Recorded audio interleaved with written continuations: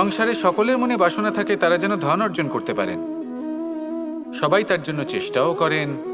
একটি অত্যন্ত ছোট শিশুও যখন সে কোনো উপহার পায় তার থেকে সে অবশিষ্ট ধন সঞ্চয় করতে চেষ্টা করে, কারণ আমরা ভাবি যে সংগ্রহ করলে আমরা ধনী হয়ে উঠতে পারবো, ধনবান হয়ে উঠতে পারবো। এবার এটাই কিন্তু গুণের ক্ষেত্রেও প্রযোজ্য।